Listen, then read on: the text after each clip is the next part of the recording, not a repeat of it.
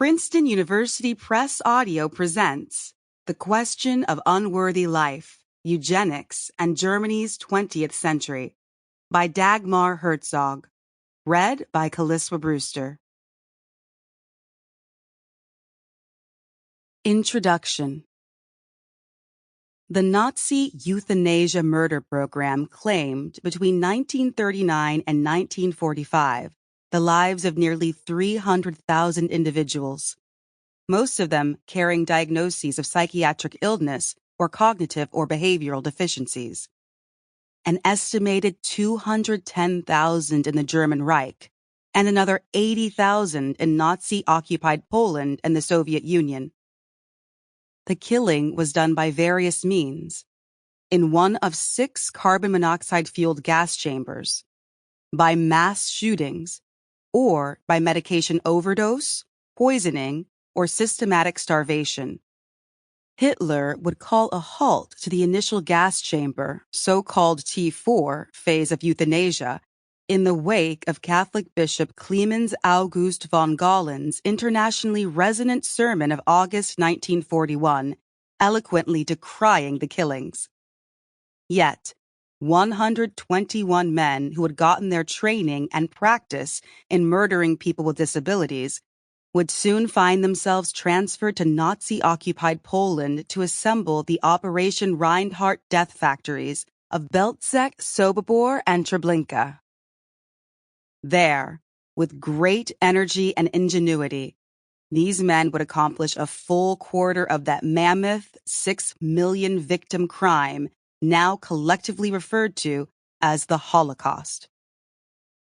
It was not least by persistent reference to this key detail of sequential chronology and overlap in personnel between the murders of individuals with disabilities and the murders of European Jewry, though also by identifying further connective links between the two mass killing programs, that activists and engaged researchers eventually succeeded in cohering a scholarly and popular consensus that the National Socialist euthanasia murders deserved recognition as a genocide.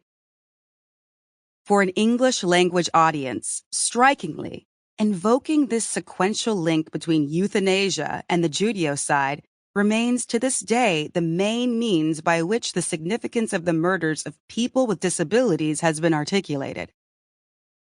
The late historian and Auschwitz survivor Henry Friedlander, at several occasions, told the story of being recurrently accosted as he was researching the entanglements between euthanasia and the Holocaust, and informed that his was a mistaken approach.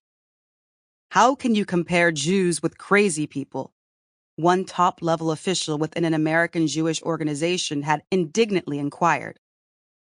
Friedlander's own answer to the question that had been posed to him came in the form of his groundbreaking book, The Origins of the Nazi Genocide, From Euthanasia to the Final Solution, 1995.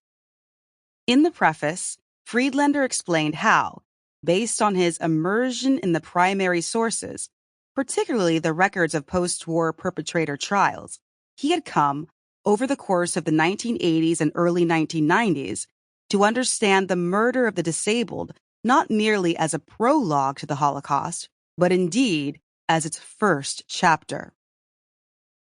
For Friedlander, moreover, unusual among his scholarly peers for also paying close attention to the persecution and murder of Roma and Sinti, the killing of people with disabilities would come to serve as the model for all Nazi killing operations. Friedlander's framing of the issues has been broadly persuasive. The U.S. Holocaust Memorial Museum, in its own efforts to integrate the history of euthanasia more adequately into its presentation of the history of the Holocaust, on a recently developed webpage referred to the euthanasia murder program as in itself a rehearsal for Nazi Germany's broader genocidal policies. Relatedly, in 2020, memoirist Kenny Freese, Jewish, gay, endowed with a physical disability, wrote about the connection of the two mass murder programs in the New York Times under the headline, "Before the Final Solution, There Was a Test Killing."